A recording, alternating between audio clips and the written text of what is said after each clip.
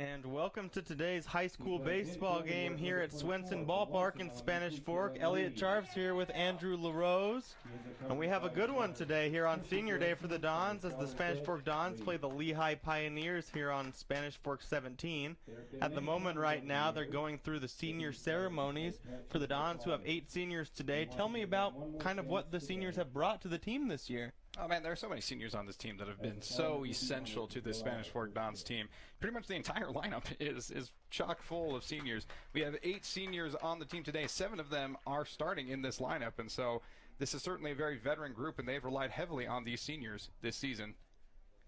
Yeah, the seniors starting today, Josh Cowden, the senior catcher, Dylan Lee, the senior first baseman, Sage Olson, the designated hitter, Dylan Hall at second base, Brock Johnson in right, Carson Chappell in left, and Riley Hess in center. That's pretty much all the big boys in the lineup. You think of Josh Cowden, all that he's done behind the backstop, and you think of Dylan Lee and all the offense he's provided there in that cleanup spot. Like these guys are contributors. And the one senior that isn't playing today is a pitcher, but he pitches quite frequently, Tyler Sorensen. We want to make sure that we get him in there as well. He's pitched well this year, and I'm sure he'll be pitching in the state tournament this upcoming weekend. And it's fun to see all these seniors, and it's obviously sad to see them play their last game here at Swenson Ballpark this regular season. Yeah, the last game of the season is always last game of the season at home is always kind of a bit of a sad one for the seniors, but it's also a time to celebrate all that you've done here at Spanish Fork. And all of these guys, they certainly have contributed in a big way to this program. On the bright side, since they are in first place in the region right now at 9-1, they will get to have that first round home game in the state tournament this coming Saturday. Not sure on the opponent yet, so they will get to play again here. But as for the regular season, this will be their last chance to play here at Swenson Ballpark. Absolutely. What an awesome opportunity to be the number 1 seed and be able to still come back here and play at the ballpark again before heading over deeper into the playoffs. So I think that's got to be a treat for these young guys. Yes, Spanish Fork comes into today's game at 15-8, 9-1 in region play. Lehi comes in at 10-11 overall, 5-5 in region play, good for a tied for third place here in Region 10 in the 4A Utah High School baseball standings. The top 4 teams in each region will make the state tournament, so they're really on the fringe, a game ahead of both the number 5 and number 6 teams right now. So this is obviously a big game today for the Lehi Pioneers. Absolutely is important, and obviously if you can be able to, come into the top dog's place and knock them off, oh man, just think of the confidence that would be going into the playoffs for them. So yeah, this is a particularly important game for the Pioneers. They definitely need to show their mettle here, because there's not going to be many more opportunities for them to be able to, pad the stats a little bit and be able to, keep that spot there in the third spot when it comes to playoff seeding time. So this is an important game for them. You got that right. Yeah, we got Spanish Fork coach Casey Nielson and Lehi coach Jason Ingersoll meeting behind home plate now as the teams kind of take the field as we prepare for this national anthem to get our game started today. It's the only way to start a game is through the national anthem. Well, we're going to stop and take a moment now as we prepare to hear the national anthem, the Star Spangled Banner. Will be held to the highest level of sportsmanship on the field. Let's hold ourselves to that same level of sportsmanship in the stands.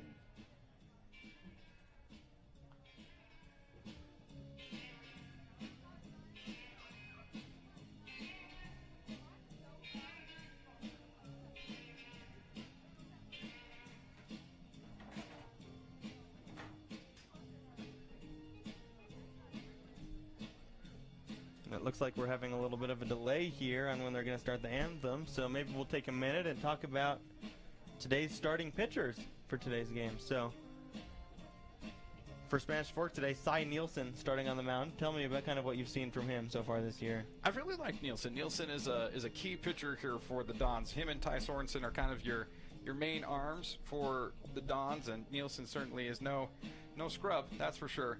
Nielson actually played in the last game. He was out in the field last game, and he was a force to be reckoned with at the plate. He ended up hitting 2 home runs, and so certainly he'd like to avoid home runs on the mound today.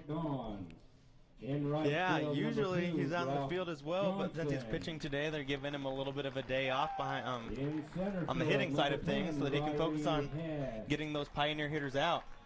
In left field, number 13, Carson As the Spanish Chapel. Fork Dons take the field, we'd like to take a moment On to third base, number give you the 14, defensive Tate orientation Newman. that the Dons will be throwing out there today. On shortstop, number From left 4, to right Andrew in the Pintar. outfield, Carson Chapel will be playing left. The On senior second Riley base, Hess number in center, 23, Dylan and Brock Hall. Johnson in right, 3 seniors headlining On our first base, outfield number today. 24, Dylan The 2 juniors in the Lehi. starting lineup, Tay Newman at third and Pitching Andrew for Raymond, Pintar at short. Cowden.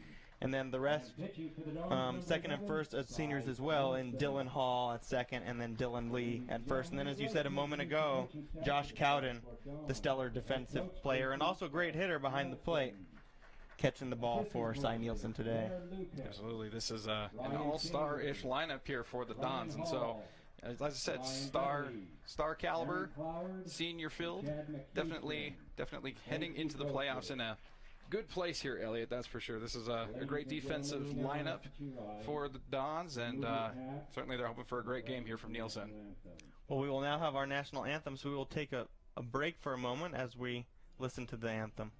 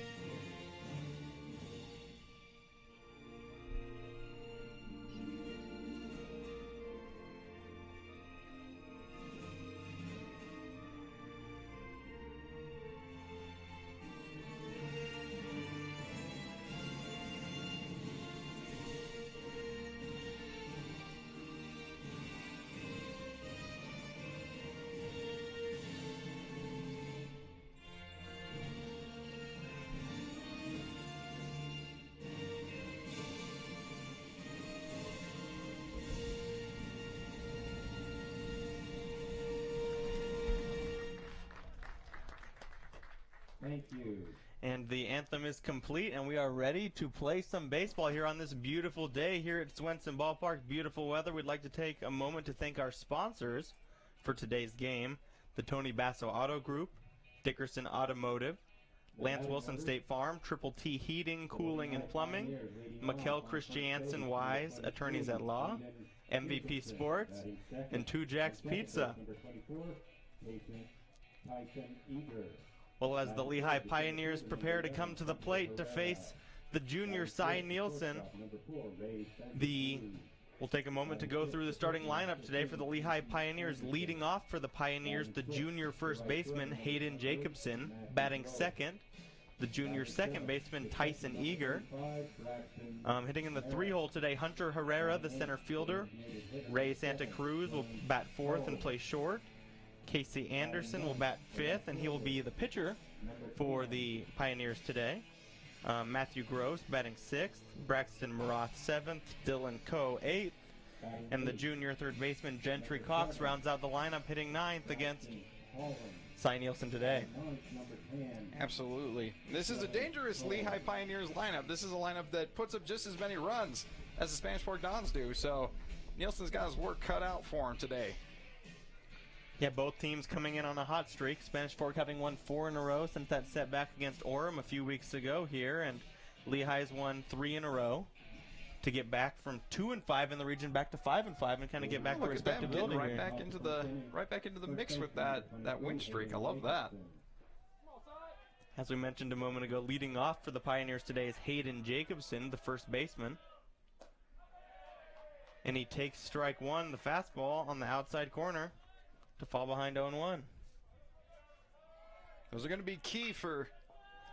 And that is a single through the left side for Jacobson as he starts the game off strong on that second pitch, jumping ahead and hitting that single to left. All right, when I was about to say, good strong pitch there by Nielsen getting that first strike, but then the lefty slaps it in between shortstop and third and is the first base runner of the game. He got on so quick, it kind of cut us off guard there. Yeah, I was in the middle of talking, and boom, there it goes. Now up for the Pioneers, the junior second baseman Tyson Eager. He squares around to bunt and doesn't pull back in time, even though the pitch was a little outside there, and the count falls to 0-1.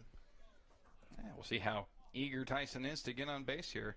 Certainly throwing bunt there, probably thinking advance the runner over to second base. Runs are going to be at a premium here in this game against Cy. So certainly want to get as many runners in scoring position as possible. I see what you did there with Eager. He squares around to bunt again and lays it down, but it will go foul, and he falls to 0-2. Quick hole here against Cy.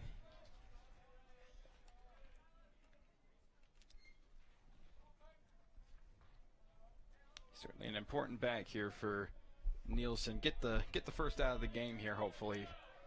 Maybe throw him something in the dirt, get him to chase. And he throws it by him for a swing and a miss, and that is the first strikeout of the game for Cy. And we have one out now here in the top of the first with a runner on first with the single. Absolutely, just what Cy needed there. Just a good punch out, you know. No productive outs there for the Lehigh Pioneers on that one. Just a good solid pitch there by Nielsen. And that is strike one here to the junior center fielder, Hunter Herrera. That last batter was Cy's 50th strikeout of the season, so he's really been able to blow the ball by people this year. Oh, when you're painting like that, it's pretty easy. A nice fastball low and on the outside corner there brings the count to 0-2. Yeah, we'll see what Nielsen dials up here.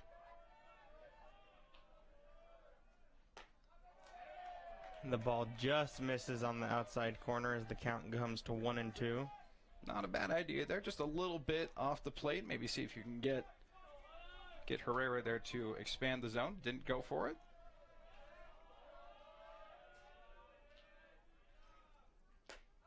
And a swing and a miss, and that is back-to-back strikeouts for Cy Nielsen after giving up that leadoff single.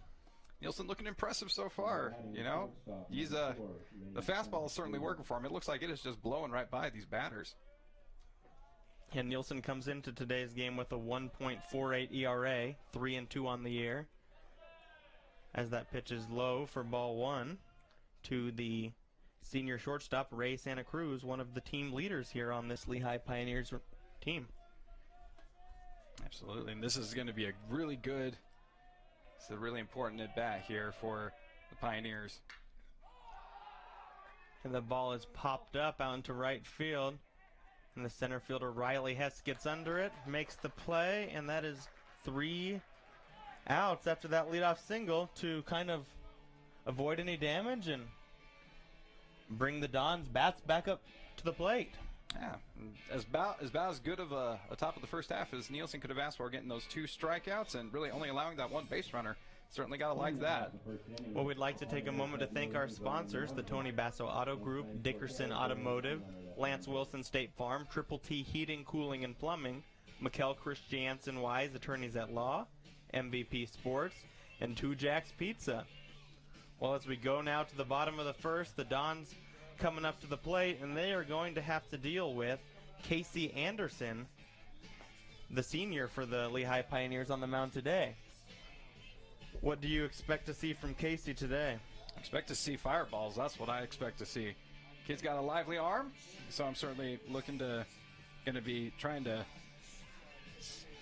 in order for these Dons to catch up to his pitches, they're going to have to speed their bats up a little bit. And certainly the top of the order is, I think the top of the order here for the Dons is certainly up to the task. They've been hitting like crazy lately, and so I don't know. We'll see what happens here.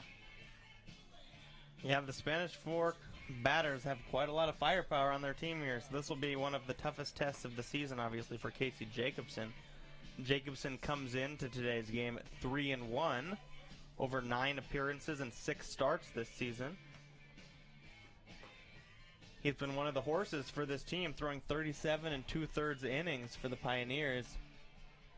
Absolutely, that's not a small number of innings for a high school kid. That means he's usually clocking in at least some kind of appearance every single week. So this is an important arm in the Pioneers rotation.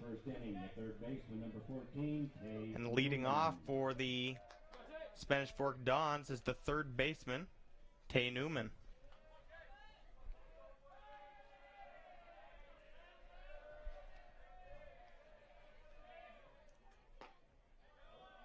And Newman takes his fastball on the outside corner for strike one.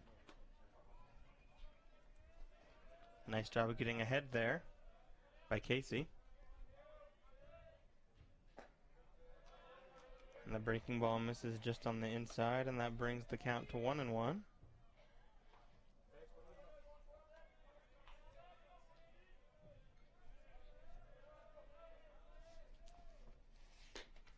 Another pitch just outside brings the count to 2-1 now. Newman on the year in 21 appearances, in 21 games, is batting .364.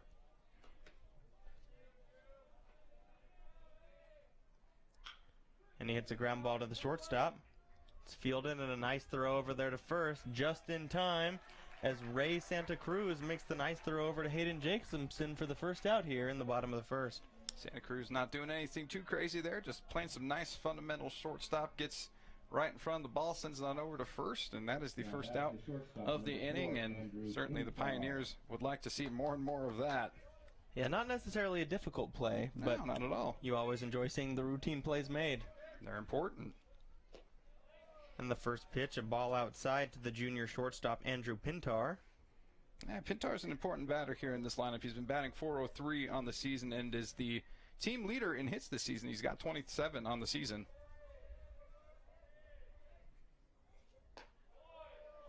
And that pitch is a little up to bring the count to 2-0. Yeah, Pintar's worked himself into a nice count here. Now, 2-0 count, you can kind of be a little more selective here. Kind of look for the pitch you want. And he takes a nice hack at it and fouls it back. You get ahead in the count there, and you really have a nice opportunity to kind of swing freely, and even if you miss it, you know, you still have a good count and a good opportunity to drive someone deep. Absolutely, yeah. Yeah, you find that pitch that you like. If it looks like Pintar did like it, just kind of missed it a little bit. Hey, but still in a good count. And that ball is low, bringing the count to 3-1. As you mentioned a moment ago, he leads the teams in hits with 27. He also has 19 RBIs and 6 extra base hits this year, so there's a reason Pintar's at the top of the lineup here. Absolutely. Great hitter and a good situational hitter, too, it sounds like. And that pitch, a fastball, catches the plate low to bring the count full at 3-2. Nice pitch there by Casey to battle back and bring the count even. Absolutely phenomenal pitch. Let's see what dials up here on the full count. And that ball is ripped over the third baseman's head, and that'll be a base hit, and he's heading for second, and he will have a stand-up double for Pintar. Beautiful piece of hitting right there, lining it over the third baseman, Gentry Cox's head. Really had no chance to make a play on that, and that was a solid double down the line here. Not at all. That was a rocket right down the line. Ain't nobody going to catch that one. Beautiful piece of hitting by Pintar. We've got a runner at second. Sixth double on the year for Pintar. So he's used to hitting doubles and getting into this position. That's right. That means that the boys behind him also are used to this position. Yeah, up now for the Dons, as that pitch is just outside to bring the count to 1-0, is the senior catcher, Josh Cowden. Cowden, one of the big boys in this lineup. He has been very impressive this year. Cowden's a .373 hitter. He's got 18 runs on the season as well as 22 hits. Very important part of this lineup, hence why he's batting third. And that pitch is low and inside to bring the count to 2-0.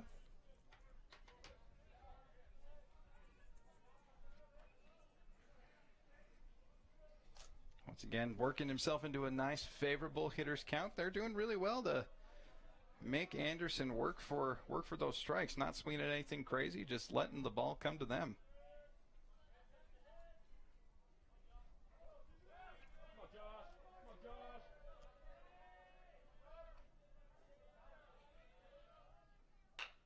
That ball's grounded to first in a nice play over there by Hayden Jacobson. He'll take it himself and touch the bag. And Josh Cowden with the ground out on the play, however. Pintar is able to move over to third with 2 outs here in the bottom of the first. Yeah, anytime you can move a runner over 90 feet, it's still a fairly successful at bat. Yeah, if there was still 1 out, then his teammates would really be congratulating him in the dugout there for doing his job. With 2 outs, it's a little bit less helpful, but still a good RBI opportunity here for the senior first baseman, Dylan Lehi. And we're talking about big boys in this lineup. This boy is the definition of big boy number 24. And he takes a ball outside to bring the count to 0-1. Dylan Lehi is a big kid. He has 7 doubles on the year. No homers yet, but it looks like he's definitely capable of hitting one. Oh, yeah. You look at the kid, you see his swing. Certainly capable of it. And he takes that just outside to bring the count to 2-0 here. Runner on third here with 2 outs in the bottom of the first. Once again, they're just making him work. Very patient hitters.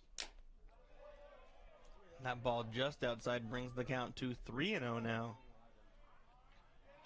3-0 is always an interesting count, Elliot. You just kind of depends on the coach's discretion whether you want to let him rip it and go for it or just go ahead and take it. And he is swinging away, and that is a single up the middle for Dylan Lehi, and that'll be an RBI as the Dons take a 1-0 lead here in the bottom of the first. That is the 15th RBI on the year for Dylan Lehi. Certainly getting plenty of opportunities, but the guys that set the table in front of him. Nice piece of hitting there by Dylan Lehi, just sending it straight right towards the pitcher. Pitcher gets out of the way and shoots out into the outfield, and that is textbook for if you're going to be going on a 3-0 count, it better be a pitch that you're going to hit, and Lehi found one that he wanted. Yeah, early in the game, nothing really to lose there. I think that was a good decision having him swing away. Obviously easy to say now, but definitely worked out well for the Dons there. And that pitch is in there for strike 1 to the DH, Sage Olson. Olson's a 300 hitter on the season. He's got 9 hits, 8 runs. And that ball is popped up to right field. And it's kind of in the gap with the second baseman ranging back there, and he makes a nice play. Tyson Eager ranging over there in right field as he gets under that ball to end the inning, but not before the Dons were able to get on the board on that RBI single from Dylan Lehi. In the bottom of the first, we had 2 hits, 1 runner left on base, and 1 run comes across for the Dons. We'll be back in a minute here on SF17. The best time to check your furnace is before it fails, and you can rely on Triple T to do the job right. Our technicians are trained every year so you can sleep better at night, knowing your furnace is safe to operate. Call Triple T at 798-7711 to schedule your tune-up today. Nobody plans on getting in an accident, but if it does happen, you can rely on the expertise of Mike McKell to protect and fight for your rights. Specializing in personal injury law, Mike McKell is the attorney you need. Contact Mike at McKell, Christiansen, and Wise.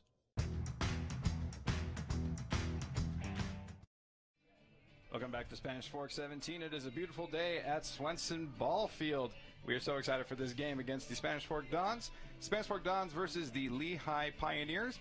We are off to the top of the second inning. The score is 1-0 in favor of the Spanish Fork Dons. Dylan Lehi was able to squeak across an RBI single there in the bottom of the first. And so they've got the early lead here. Nielson back on the mound. This is the pitcher Casey Anderson as he takes low for ball 1.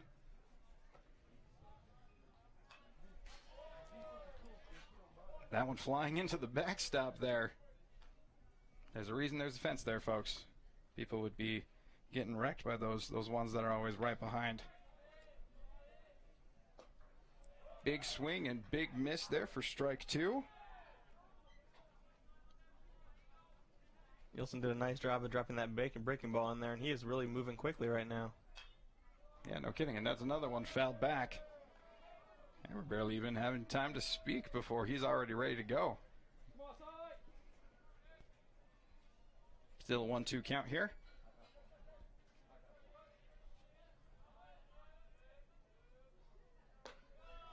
And that is a breaking ball that, well, it just didn't break. So that is a 2-2 count. Yeah, Sai obviously feels very confident on the mound now as he's just moving from pitch to pitch. It seems like every 5-10 seconds there's a new pitch coming, and that ball fouled off down the right side there. Yeah, kid is just rocking and rolling there on the mound. All right, he's got a 2-2 count here to Casey Anderson. Pitcher versus pitcher matchup. And that is another one that is sprayed foul. That one tagged pretty good, but he's just a little bit behind it. Yeah, when you foul it right back or just a little bit off to the right side, it shows that you're really just right on that ball and just missing it. Oh, and he gets him on an ugly swing there for strike 3.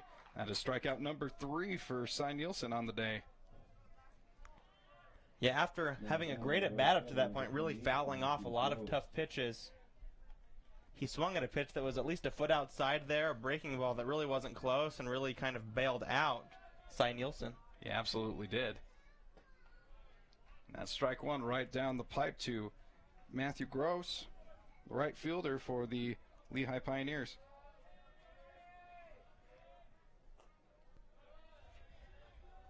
Takes that one for ball 1. We were not kidding about Nielson. This kid is just mowing right through it. That one is nice and tight for ball 2. Gross is a .333 hitter on the year, so one of the better hitters on this Pioneer squad. Waves at that one for strike 2. But on a day like today, with the way Nielsen's pitching so far, there might not be any good hitters on this Pioneers team, by the way he's making them look. Oh, just outside. That is a full count. First full count today from Cy Nielson. And Nielsen's been making quick work of the Pioneers hitters so far. Let's see what he's got. There it is, strike 3. Gross is caught looking on the fastball, and that is strikeout number 4. Yeah, coming into today's game, he had 49 strikeouts in the year, so from those numbers, you can obviously see that he's a power pitcher and that he gets lots of strikeouts, and he's proving that again today with 4 strikeouts so far through an inning and 2/3. Yeah, Nielsen certainly doing his job on the mound today, that is for sure. The Dons have certainly got to be pleased with his effort so far. And that is low, ball 1 to Braxton Marith, the catcher for the Pioneers.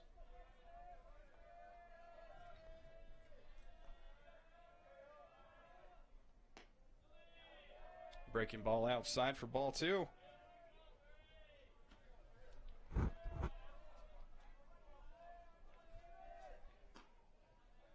And right on schedule, there is that strike. Just beautiful paint in the outside corner.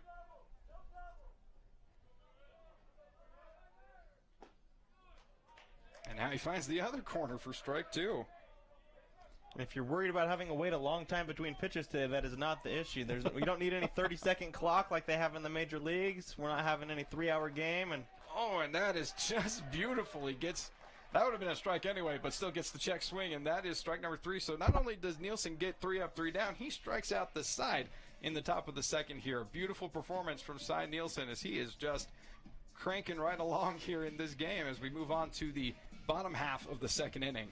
Yeah, second pitch of the game there, Hayden Jacobson hits a single, and since that moment, he has 5 strikeouts over 6 batters, really has been locked in, and he's made the Pioneer hitters look silly, and Cy is just absolutely dealing right now. Looking like Chris Sale, Clayton Kershaw, all those awesome lefties there in the major leagues. He's just dealing like a boss up there on the mound.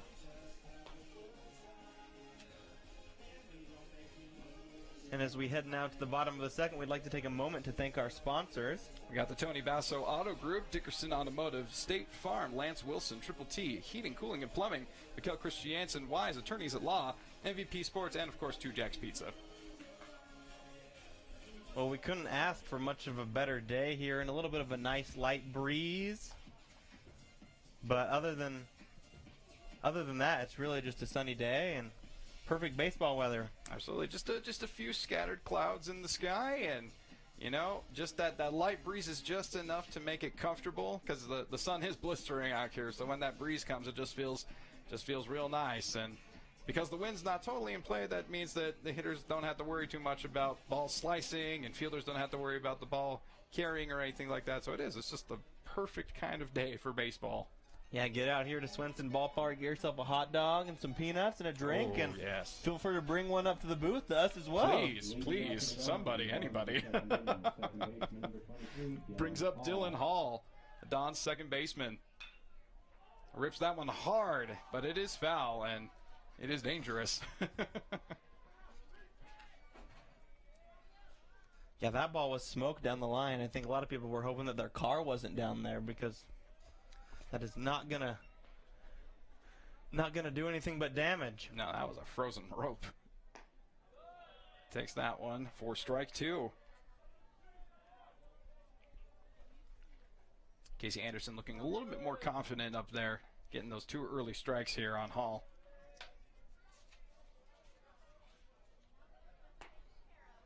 Spins that one on the outside for ball 1. Takes us to a 1-2 count for Dylan Hall.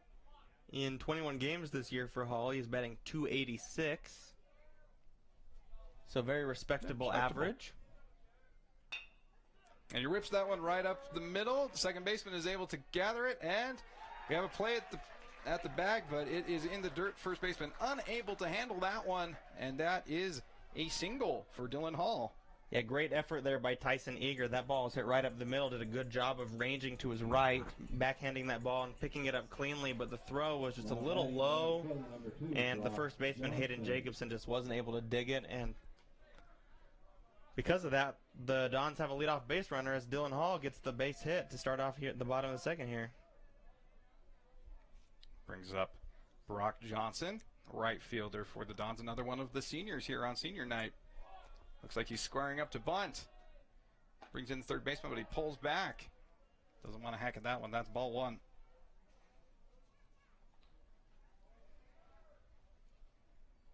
And Brock Johnson getting the start on senior day today. Doesn't play a ton. 9 games he's appeared in so far this year. 167 average with 1 hit and 2 RBIs. It'd be nice to see him cash in on another hit here on senior day. Absolutely. Shows bunt and then pulls back, but still ends up looking at that one on the outside corner for strike 1.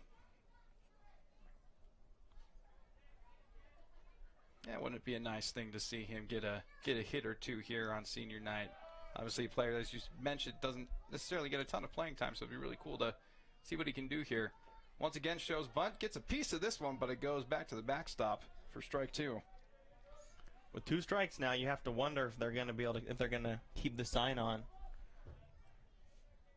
Coach Casey Nelson for the Dons is a very traditional coach. You wouldn't expect him to keep the bunt sign on here with 2 strikes, as if he fouls it off with 2 strikes trying to bunt, it is a strikeout. Absolutely, yeah, and wouldn't want to just give him a freebie here, so might as well let him swing at it. 1-2 count now goes to a 2-2 count on the high cheddar there from Anderson. Although if you were watching one of our games last week, Salem Hills continued to bunt with 2 strikes, and 3 times they attempted to bunt with 2 strikes. The first 2 times they were successful. The third time it finally came back to bite them. What you expect, is eventually it's going to hurt you if you try to bunt with 2 strikes. The numbers always get you, and that is strikeout. That is a strikeout there of Brock Johnson, unable to capitalize there. And that is the first strikeout today for Casey Anderson. The Pioneers get their first out here in the bottom of the second. Absolutely, first out of the inning. The Dons still have Dylan Hall over there at first base, but it brings up Carson Chappell, the left fielder. Chappell, one of the hitters that's got some pop here in the Dons lineup. He's got 3 home runs on the season.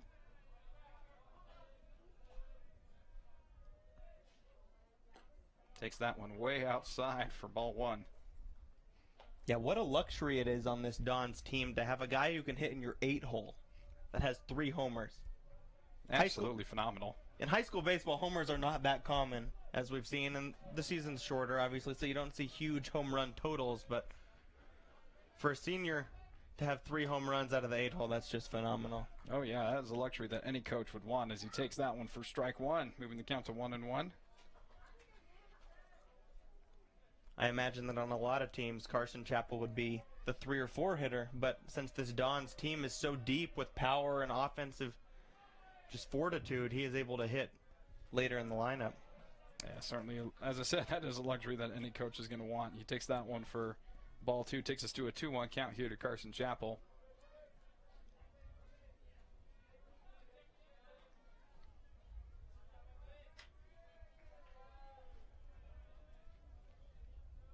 Chapel's a .352 hitter on the season, 15 runs scored. That one gets away from the catcher, and Hall's able to boogie on over to second base. Yeah, pitch in the dirt there. Catcher did a good job of blocking it, but there wasn't much that Braxton Marath could do right there, as the speedy Hall was able to get down to second. Yeah, even when you do keep it in front like Marath did, like it just, if it squirts just enough, it's gonna send the run on over to second. Full count here to Chapel. And he pops that one out into foul territory. First baseman giving chase. And he is able to glove that. Wow, what a play over there. And it looks like the umpire is calling it a foul ball. And he will still be taking his hacks here.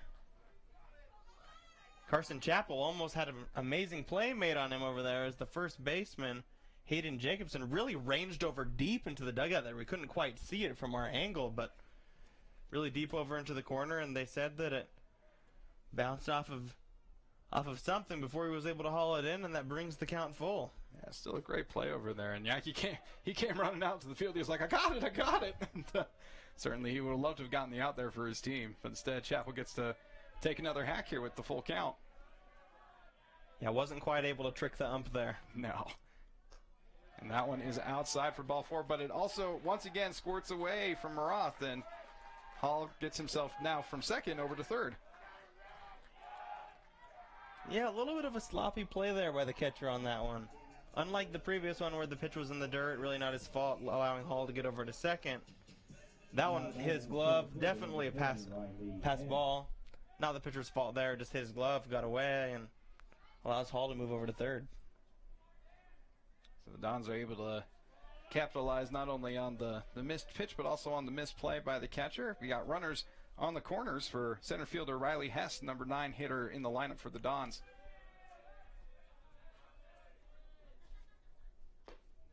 Hess takes a hack at that one for strike 1.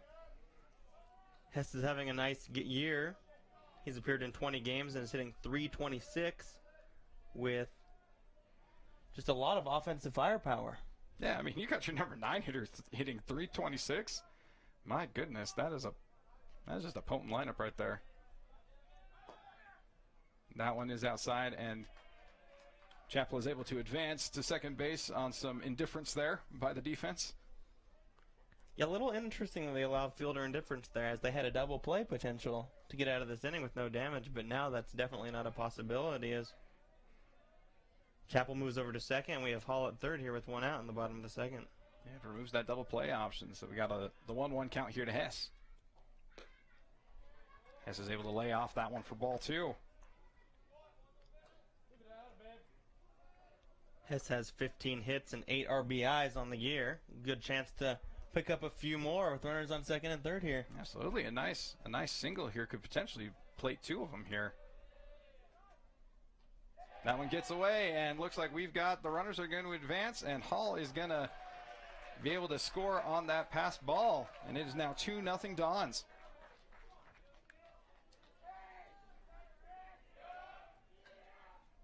Yeah, a little bit of some poor communication here between Casey Anderson and Braxton Marath behind the plate has really allowed the Dons to add another run here and have another run over at third with only one out. Yeah, it's never a fun way to see a run score is through just sloppy play, and that's exactly what happened there with Hall crossing the plate. 3-1 count here to Riley Hess. Takes that one high for ball 4. And we got runners on the corners once again for the Dons. That is back-to-back walks here from Casey Anderson. After giving up that leadoff single, he was able to strike out Brock Johnson for the first out of the inning, but these last 2 hitters, he's walked both Chapel and Hess and set up a big inning potentially for the Dons. Yeah, it's never a good thing when you're basically giving them those free runners with these walks. So Hess is able to turn the lineup over, and we've got our leadoff hitter up, Tay Newman, the third baseman. Newman grounded out to short in his first at bat here in the first. Pickoff move there by Anderson. Wants to keep the speedy Hess as close to first base as possible.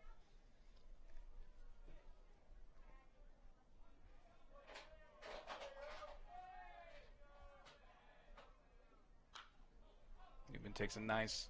Sorry, yes, Newman. Why am I doubting myself? Newman takes a good hack at that one, and it goes behind the fence there for strike one. Newman grounded out to short to lead off the game. He's hitting .364 on the year with 24 hits and 9 RBIs. Yeah, perfect table setter for these guys.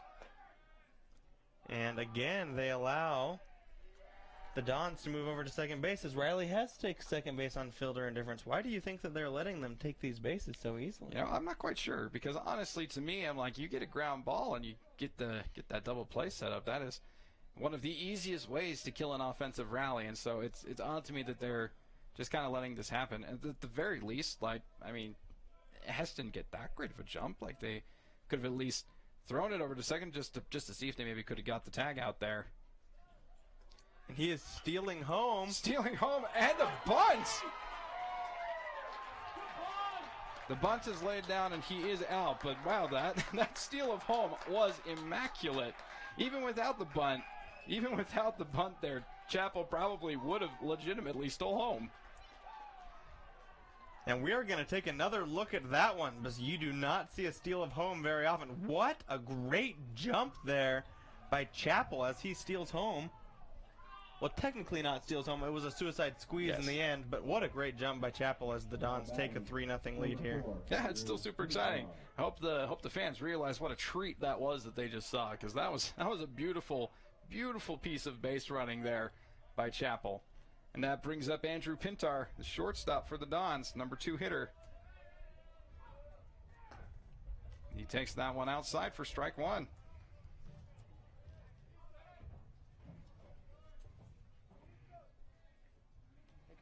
Pintar laced a double in the first inning and was able to score a run in that first inning as well. He was the first run scored by the Dons, as that one is pretty much in the same place there for strike two.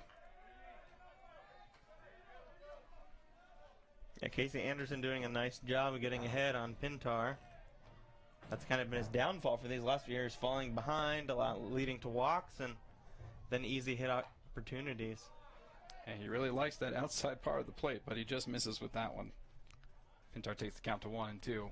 I have a feeling that a lot of the pitchers against this Spanish Fork team like the outside part of the plate because they want to try to keep it away from the bats as much as possible from this potent offensive team. Certainly got that right. 1-2 count here. Pintar takes a hack at it, but he goes down on strike. Second strikeout of the inning for Anderson, and that is how the Pioneers are able to get out of this one. But the Dons are able to scratch across 2 more runs, so they're able to extend their lead to 3-0 as we're heading on over to the top of the third in this wonderful game of the Spanish Fork Dons against the Lehi Pioneers. Thank you so much. We'll see you on the flip side. Hi, welcome to 2 Jack's Pizza. For the best pizza you'll ever taste and our world-famous cheese sticks, come to 2 Jack's Pizza on Main Street in Spanish Fork, or call us for a quick delivery. Are you hungry yet? The best time to check your furnace is before it fails, and you can rely on Triple T to do the job right. Our technicians are trained every year so you can sleep better at night, knowing your furnace is safe to operate. Call Triple T at 798-7711 to schedule your tune-up today. And welcome back here in the top of the third as the Dons lead the Pioneers 3-0. The Dons scoring 2 in the bottom half of the second to bring their lead from 1-0 to 3-0. And now Cy Nielson back on the mound will try to continue to deal the way he's been doing for the last 2 innings. Oh, absolutely. Nielson has been a revelation for the Dons in these first 2 innings. I mean, kid's got, what, 4 strikeouts already? He's got 5 strikeouts. 5 strikeouts. The kid's been absolutely phenomenal. So many strikeouts, it's hard to keep track of Yeah. all the batters he's striking out. And leading off here in the top of the third is a nice shot to right, and that is going to find the gap as Dylan Coe, the junior left fielder, lines one to the wall, and he will have a stand-up double. And a nice start to the top of the third here for the Pioneers, really needing some momentum after a tough bottom of the second there. Hey, you got that right, Elliot. And Dylan Coe just went right for that first pitch. He said, hey, the only way we're going to get after this guy is we go after that first pitch. And so there he goes, just hacking right at it. And, man, Dylan Coe is now on second. The leadoff runner there for the Pioneers. This could potentially shape into a good inning for them then. Yeah, now up for the Pioneers, the junior third baseman, Gentry Cox, the 9-hitter in his first plate appearance today.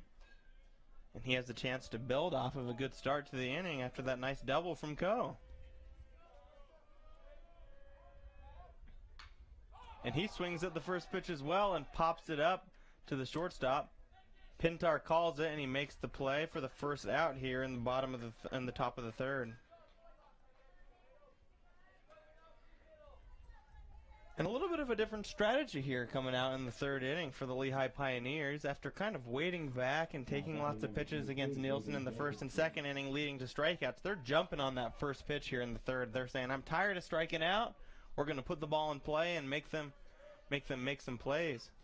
And again, a swing on the first pitch, and that ball is ripped foul by Hayden Jacobson, the first baseman. Jacobson had a single his first time up, was one of only 2 hitters to get a hit in his first plate appearance for the Pioneers today. Yes, Nielson really had been dealing here in the first little bit, but now it looks like they actually pulled Nielson already.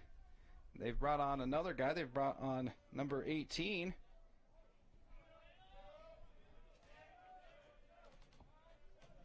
It's a Mason Nielson. The brother.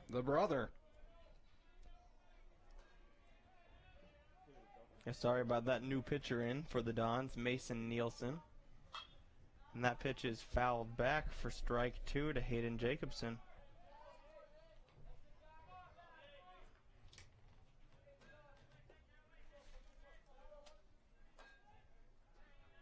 I figured one Nielsen was good, might as well bring in the other one. And they're going for the Nielsen combo today, and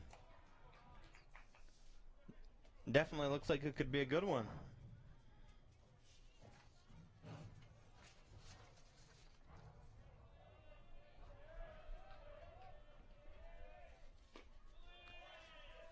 And that pitch is low for ball 2 to bring the count to 2-2 here.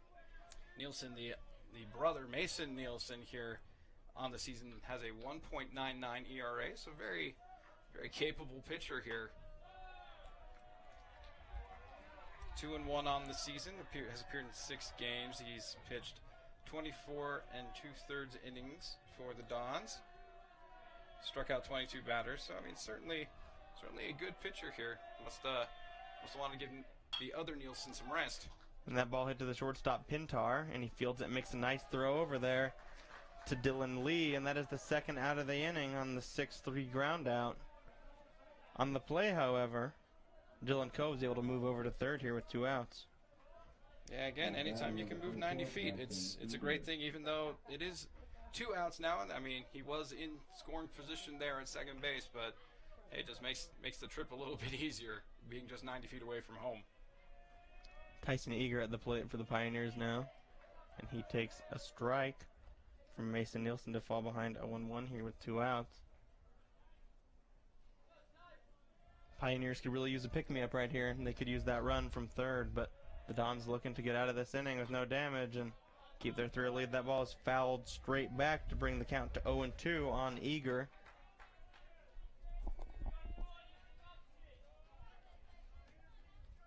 See what Eager can do here. Certainly he'd love to get anything in a gap here, score this run. And that pitch is outside to bring the count to 1-2. That 2-strike approach is always so important. You got to shorten up the swing a little bit and just kind of be protective up there. And that ball is swung on and missed. And the tag was applied on Eager. And that will end the inning here in the top of the 3rd. And a nice job by Mason Nielsen to get out of that leadoff double and kind of avoid giving up any runs and help the Dons maintain their 3-0 lead here in the top of the third. Yeah, as you said there, like Lehi, the batters were jumping right on Mason Nielson right from the get-go, hacking usually right at that first pitch, trying to get something into play. They were just tired of waiting around. They were just like, hey, let's just get the ball, let's just get the bat on the ball, and let's see if we can't do any damage here. We'd like to take a moment to thank our sponsors here as we go to the bottom of the third. The Tony Basso Auto Group, Dickerson Automotive, Lance Wilson State Farm, Triple T Heating, Cooling, and Plumbing, Mikkel Christiansen Wise, Attorneys at Law, MVP Sports, and Two Jacks Pizza. Well, as we head to the bottom of the third now, the Dons will be looking to add to their 3-0 lead, having scored 1 in the first, and then another 2 in the bottom of the second. A little bit of a game recap. In the first inning, the run came on an Andrew Pintar double, and then Lee was able to single him home with a nice single up the middle with 2 outs. And then in the second inning, a little bit of wild pitching coming from Casey Anderson as a walk and then a leadoff single and then a couple walks, and then that beautiful suicide squeeze bunt. We're able to help another couple runs come in, and we're here at 3-0 in the bottom of the third. I still can't get over that play. I just thought that Chappell got such a great jump. Like, honestly, even without the suicide bunt, I really think he honestly would have just stole home, but the bunt just added that extra flair just to make sure that he didn't end up scoring and that he didn't end up getting picked off there at home. But, man, the Dons have looked impressive, not only on the mound, but they have been putting some good swings as well out there. Yeah, they'll be happy with whatever way they can get the runs across. And leading off here in the bottom of the third, the catcher, Josh Cowden. And he takes that first pitch and drives it a high fly ball to the left. The left fielder is going back, and that ball is going, and that ball is gone. See you later. Cowden goes yard. Oh, man, you got to love that piece of hitting right there. Cowden, the lefty, takes it deep to left field. Opposite power is not something that comes easy, folks, and Cowden absolutely obliterates that ball. Yeah, off the bat, it looked like a lazy fly ball to left, and that ball just kept carrying, and we're going to take another look at this one. What a nice approach, and that ball, the left fielder gave up on it pretty early. Dylan goes back and tries to make a play, but a beautiful hit by Cowden out there, and that is his Now batting number 24. 4th home run on the season to lead this Dons team. Absolutely. Now he breaks out of that tie with Carson Chappell. I know he saw Chappell try to steal home last inning and thought that he was getting a little bit too much of the spotlight, so Cowden goes, hey, it's my turn, and takes the ball and powers it over the left field wall to give the Dons a 4-0 lead here in the bottom of the third. And now up the senior first baseman Dylan Lee takes a ball to start off the count. And Anderson does a nice job of coming back there and bringing the count even. Dylan Lee was the guy that brought in the first run in the game, hit an RBI single, brought in Andrew Pintar, which we talked about at the top of this inning. And that ball is lined hard to center, and the center fielder comes in, and it bounces off his leg and gets by him, and that will allow Lee to be able to get into second safely. It looked like it was going to be a routine single up the middle, but misplayed a little bit out there by the center fielder Hunter Herrera. And Dylan Lee is able to get over there to second base with the double. Yeah, it looks like he got eaten by the grass monster out there. Just wasn't able to quite stay in front of it. Ricochets off the glove a little bit. Just enough of a bobble for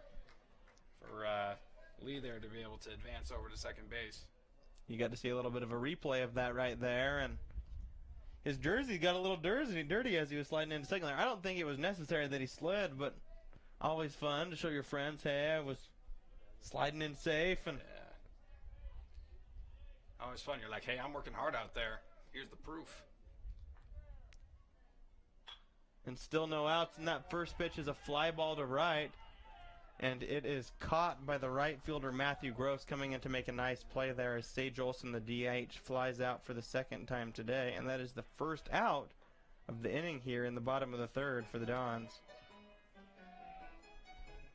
Just a nice can of corn out there for the right fielder. Nothing too crazy. Just run on in there and just, camp under it, pitch the stakes, and eventually it's going to drop in for you. Out number 1. Dylan Hall, the senior second baseman, up now for the Dons. And he takes ball one in the dirt, and a nice block there by Braxton Marath to keep it in front of him. He struggled a little bit behind the plate keeping in front of him today, but that one was a nice play. Was busy day behind the plate for Marath. That's never fun on a day like this when it's a little bit warm. You're already sweating in that catcher's gear, and now your pitcher's making you move around more. That's never fun.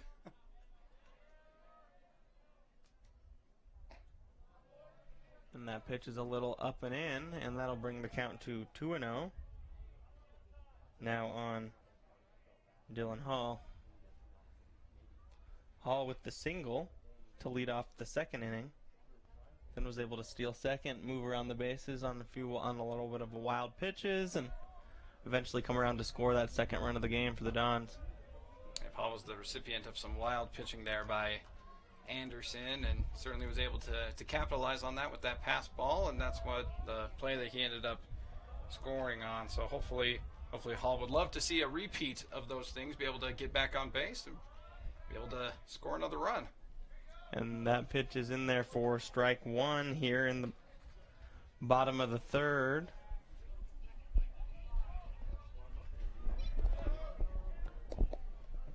And that will bring the count to 3-1.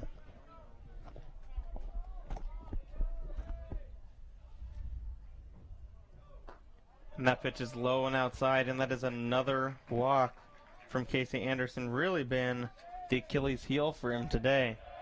Yeah, absolutely. I feel like when he's on, he's been able to get some nice swings and misses with his pitches, but man, he's missing. He's missing pretty hard, and so that's why we've got so many walks in this game, and that'll just kill you as a pitcher because you're giving them a free base, and certainly the Dons have capitalized on those free bases. Third walk today for Casey Anderson as Brock Johnson, the senior right fielder, steps to the plate here. And he takes ball one up and away here with one out in the bottom of the third as the Dons lead 4-0. Johnson, the batter that, as we talked about in his last at-bat, doesn't necessarily always get to play. He's only appeared in a handful of games this season, so we'd love to see Brock Johnson with a nice opportunity here. A couple runners on. Maybe get a base hit here. And another pitch, a ball outside, and Casey Anderson really seems to have lost the strike zone. You wonder if a home run like Josh Cowden to lead off the bottom of the third here really kind of rattles you as a pitcher. You're already down 3-0. You're struggling to find the strike zone, and bang, home run, 4-0. And your confidence really kind of has to go out the window at that point in a lot of ways. Oh, yeah, I definitely agree with you there. And a nice pitch right there for strike one. Yeah, for Anderson there, that strike is key. He really had just been throwing balls all over the place here these last couple of bats. And so just kind of calm down, settle down, just get something in the strike zone there, really big for him. But also this is still a great hitter's count for Brock. And that pitch is low and outside, and it gets away. And the runners will advance to second and third. Dylan Lee moves over to third. Dylan Hall moves over to second, and the Dylans are both in scoring position. Yeah, just as I was saying, I was like, finally, like Anderson found the strike zone. He instead finds the dirt on that one, and poor Marath still struggling with these past balls, and it squirts by him. And now you got, as you said, those two runners in scoring position here for Brock Johnson. An awesome opportunity for him now.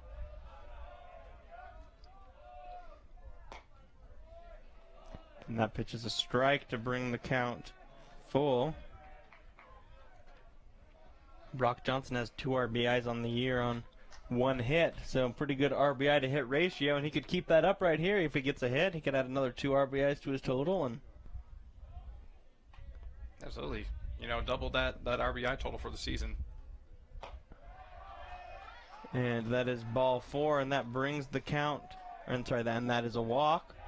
And now the bases are loaded as the senior left fielder Carson Chappell steps to the plate with an opportunity to really break this game open here in the bottom of the third. Yeah, this is one of those times where you love having a guy like this low in the order. Carson Chappell, as we were talking about, was tied for the team lead in home runs until Josh Cowden just pounced his out to left field, and you gotta be thinking Chappell's like, ooh, this is a wonderful opportunity to get back in the lead. And that pitch is up and away. The fastball couldn't quite catch the corner as that brings the count to 1-0. Go ahead.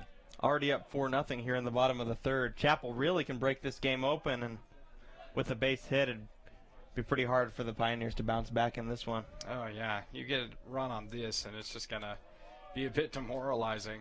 And with how well the Nielson brothers have pitched today, it's certainly going to be not an easy task here for the Pioneers to get back in the game if they get some of these runs, if the Dons are able to get some of these runs across. And we will have a meeting out there on the mound as the Lehi head coach Jason Ingersoll goes down and goes out there and tries to calm down his pitcher a little bit here and help him recognize that he just needs to throw some strikes, because when he has been throwing strikes today, things have actually been going relatively well for him. I mean, the Dons have definitely hit him decently well, and they would definitely at least have a few runs on the board, but a couple of the runs you can definitely say they're due to these walks. Oh, absolutely, yeah. You think of the 2 runs in the second inning that were basically, they were just plated because of all of the walks he had in that inning. You think of this, he's kind of put himself in a bad situation here in the third for the same reason. He's just not getting anything across the plate. I get that you got rocked on that one by Cowden, but you kind of have to file that one away. It's like, okay, yeah, he got me, it's fine. But then you just got to go get back to throwing strikes, and unfortunately for Anderson, that hasn't been happening for him. Hopefully the coach was able to talk to him and calm him down a bit. And the 2-0 to Chapel is a strike on the outside corner. Yeah, as we've seen this year, Cowden has done that to a lot of pitchers. 4 home runs, lots of extra base hits, lots of RBIs. And so Casey Anderson shouldn't take that as him being a bad pitcher, but just that Cowden's a great hitter and that he's just got to bounce back and try to get the next guy out. And that ball is popped straight up, and it will get out of play right in front of us onto the seats, and that will bring the count even at 2-2. A little bit of excitement there in the stands. Ends up dropping right in between a couple of people. They all just kind of backed up and made sure they weren't going to get hit by it. That was fun. We almost got a ball there. Almost did. Almost did. Had a little bit of an extendo arm out here. Could have got it. Yeah, you'll have to bring your net next game. There we go. Yeah. Sounds good to me. The 2-2 now to Chapel as the bases are loaded here with 1 out. And he swings through it for strike 3. And a nice job after that visit to the mound by the coach, Jason Ingersoll, to calm down his pitcher, Casey Anderson. And that is the 2nd out of the inning here in the bottom of the third. Yeah, don't know what words of wisdom Ingersoll whispered into Anderson's ears, but man, it certainly worked. And as you said, it probably was simply just this. It's like, hey, buddy, just throw strikes. Like, you've been effective when you've gotten over the plate, so just keep on doing that. And a leadoff strike to Riley Hess, the senior center fielder. Hess, one of the many walk recipients for the Dons today, and his first time up in the 2nd inning. Yeah, certainly the Dons would love to see their number 9 hitter be able to come through in the clutch here with the bases loaded. And he swings and he hits it to center, and that is a fly ball. And a nice play out there by Hunter Herrera to get out of the bases loaded 1-out jam with a strikeout to Chapel, and then the fly ball to Hess as Anderson is able to keep this game in striking distance as it is 4-0 Dons as we head now to the 4th, and we'll be back here in a minute on SF-17. Wild Mustangs. They're supposed to be one of the most gentle creatures in nature. State Farm knows that for every one of those moments, there's one of these. That's why more people save money by combining their home and auto with State Farm. Call State Farm agent Lance Wilson today.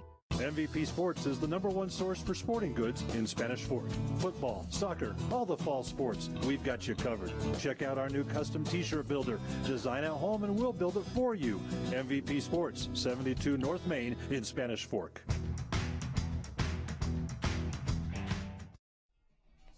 Welcome back to Spanish Fork 17. We're here at Swenson Ballfield watching this awesome game here. Spanish Fork Dons against the Lehi Pioneers. Score is currently 4-0. The Dons pitching the shutout here so far behind the the arms of the Nielson brothers, Cy and Mason, both contributing very well in this game. But, man, the thing I want to talk about is the Lehi Pioneers were somehow able to sneak out of a bases-loaded jam. Yeah, one out there in the bottom of the third, bases loaded, and Anderson looks rattled, down 2-0 on Chapel, and he comes back and gets a strikeout and then gets the fly ball to center, and they avoid a relative potential huge inning and only are down 4-0 here in the fourth. That could have been absolutely dangerous for the Pioneers, as that is strike one to Hunter Herrera, who struck out in the first, who didn't strike out against against Cy Nielson. And that is rocked out into the outfield, right in the gap. Left fielder's able to camp under it, and that is out number one. A great play there by Carson Chapel, just getting himself in good position, and that is out number one. Yeah, pretty routine play out there in left field, but with the sun up high in the sky today, especially pointing out towards left field, that's a tougher play than you could imagine. He did a good job of shading off the sun there and making that play for the first out. Yeah, you wouldn't think that'd be hard, but yeah, when the sun's out there, it makes it difficult. And that is strike one to Ray Santa Cruz. He hacks at that one, and he misses for strike two in a early 0-2 hole here.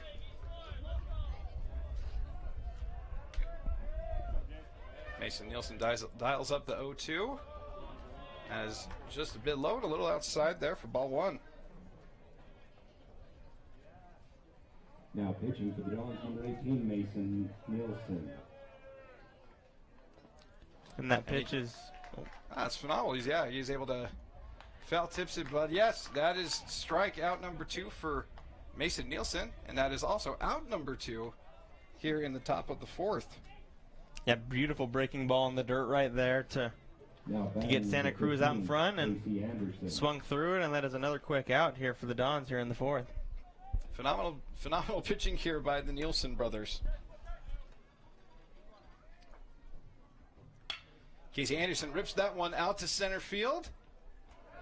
Nice play there by Riley Hess to track down that line drive, and that is 3 up, 3 down for the other Nielsen brother. Mason Nielsen coming in relief for his brother and doing some great things. That is 1, 2, 3, and we are moving on over to the bottom of the fourth. This game is just cruising right along.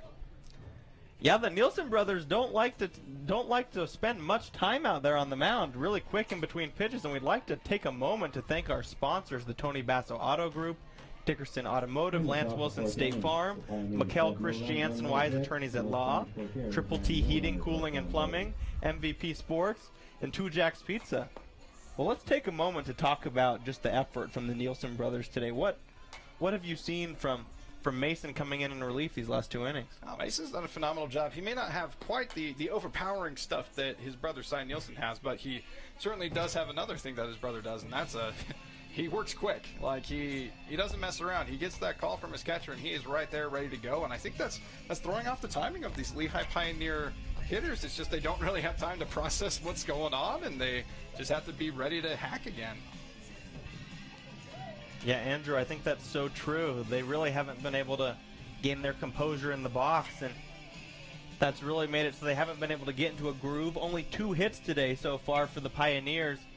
Both leadoff hits, but again, both times the Dons pitching has been able to get them out of the inning without giving up a run. And one of the main reasons I feel behind that is because their defense behind the plate has been so strong. Cowden has not allowed any runners to advance when there's been runners on the bases, making it so that the runs can't come in. And on the opposite side of things, the Pioneers continue to let the ball get by them. The runners are moving up, and that's leading to runs.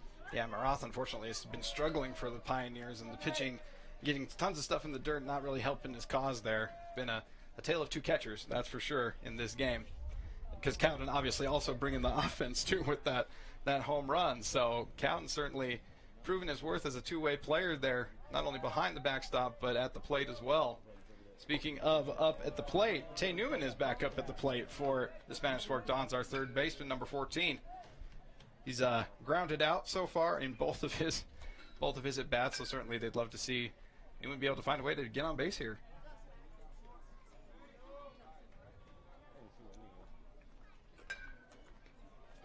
And what do you know? Another pass ball.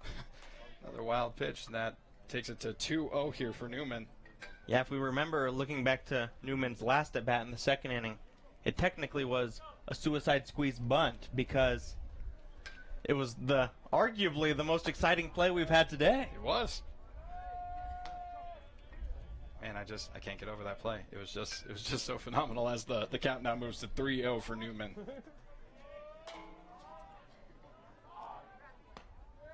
He takes that one outside for ball 4, and sure enough, Newman is able to finally get on base for the first time this game.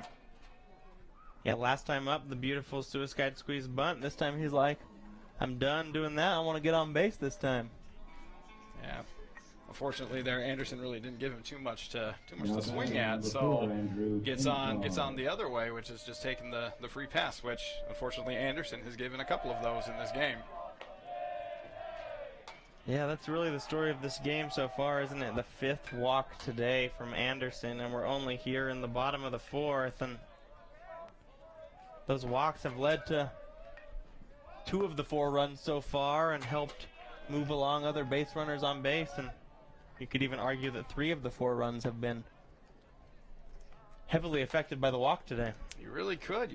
Like I said earlier, those 2 runs in the second, the run in the third there, yeah, the free pass has been a big deal for Anderson as Pintar digs in for the 1-0 count. He sends that one out into the outfield. That is high up in the sky.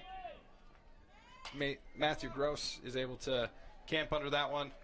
He's able to make the catch, and they're able to keep Newman over at first base. And that is a fly out to right for Pintar. Yeah, nice play out there by Gross. Again, with the sun up so high in the sky, that's a tough play, but did a good job of getting under that ball, setting his feet, and getting the first out here of the inning. 1 out and 1 on first for the Dons, and that brings up the big power hitter, Josh Cowden. Cowden just hit a home run in his last at-bat, so we would love to see a repeat of that.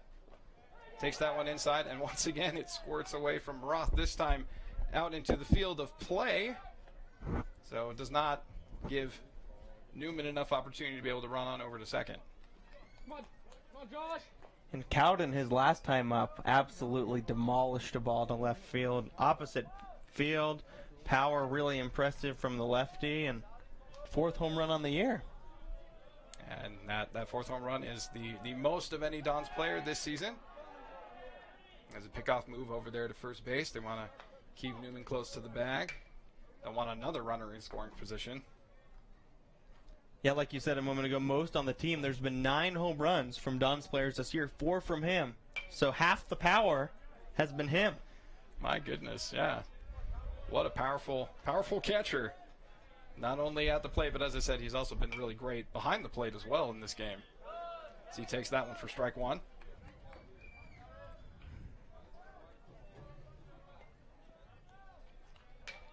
Said beautiful day out here in the ballpark. Just to remind you, it is 4-0. Spanish Fork over Lehi. Currently, we are in the bottom of the 4th with Josh Cowden up, and we've got a potential steal here. And they say that he's gunned out. A beautiful throw by Maroth, and they are able to get Hall. They're able to catch Hall stealing there at second base. Not Hall, Newman. Newman, my apologies. Tay Newman is the one that is caught stealing at second base. Yeah, great play there by Maroth, who struggled behind the plate today. Caught it cleanly, made a gun of a throw down to Ray Santa Cruz at short. Fielded the ball, made a nice tag there, and we have 2 outs now and nobody on base. A big old hack there by Josh Cowden takes the count to 2-2. Cowden hitting .373 on the year over 21 games. He has 23 hits and 15 RBIs after that home run. He fouls that one off there. Still fighting in this count, still 2-2. Yeah, Cowden is just such an important part of this Dons lineup. Good senior leader. Again, we got senior day today. Cowden, one of those awesome seniors, and man, if they need this bat come playoff time. They need him to keep swinging the way that he has been. As he pops that one up out into shallow outfield. Nice play there by Ray Santa Cruz to get under it, and that is out number 3. And that moves us on over to the top of the 5th inning with the score still 4-0 in favor of the Spanish Fork Dons in this wonderful game. And thank you for being here on SF17. In the bottom of the 4th inning, the Dons have no run. Need a new car or truck? The Car Guys has the best selection of used vehicles at the best prices in Spanish Fork. The Car Guys know their automobiles to get you the best car for your needs and your budget. The Car Guys at 872 North Main in Spanish Fork.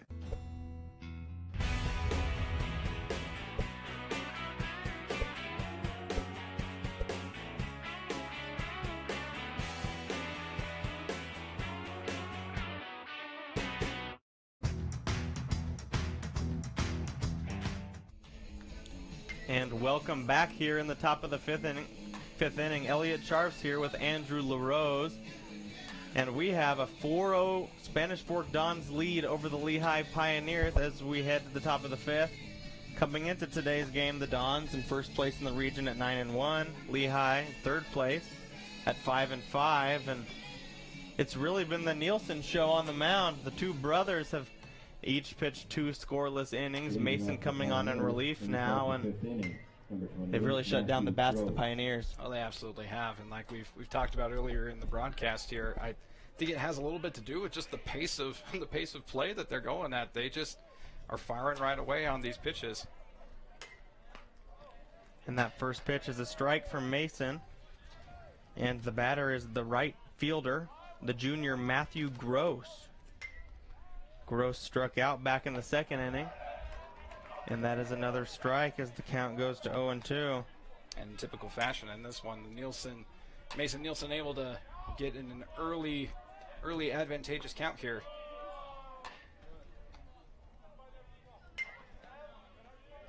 And just a little outside to bring the count to 1-2. 5 strikeouts for Cy Nielsen today, 2 so far for Mason.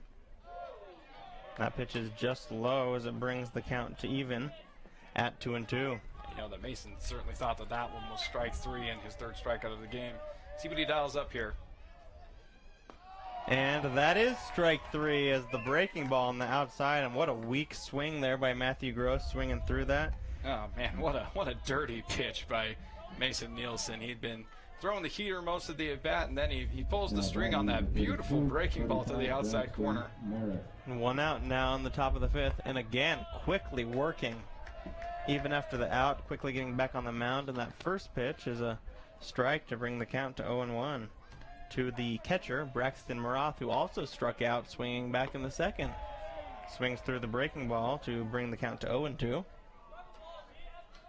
Yep, just like I said, typical Nielsen here, right at 0-2, just making quick work of these Pioneers hitters.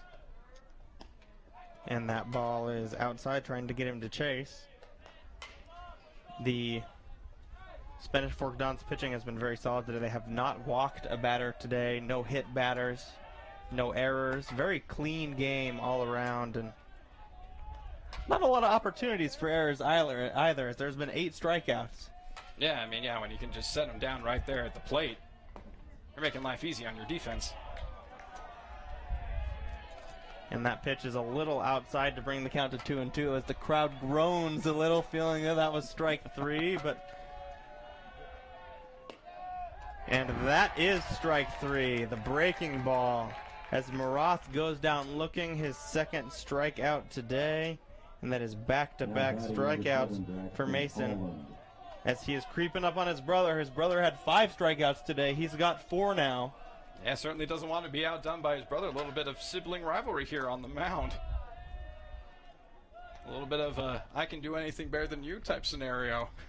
Yes, I pitched 2 scoreless. He's pitched 2 2/3, so I guess he's already got that on him. But it's always fun to have the strikeout total over your brother as well. But that is a nice hit there to the right side as Dylan Coe, the junior left fielder, who's seen the ball really well today. A double to lead off the 3rd, a single with 2 outs here in the 5th, and he is one of only 2 hitters on this Lehi lineup, but have a hit today. And he's the only one with 2, so Dylan Coe looks like he's the only one that can kind of see the ball out of the Nielsen brothers' hands. Maybe it just, I don't know, just working for him.